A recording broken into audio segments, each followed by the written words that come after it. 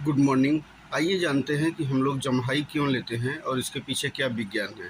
देखिए, जब ब्रेन का टेम्परेचर ज़्यादा हो जाता है तो हम लोग मुंह के द्वारा बाहर से ऑक्सीजन या हवा लेते हैं।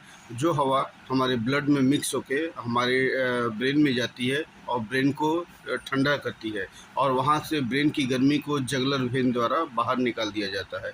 इसी वजह से ब्रेन को कूल करने के लिए हम लोग बाहर से ऑक्सीजन लेते हैं मुंह के द्वारा, जिसे जम्हाई कहते हैं। Thank you.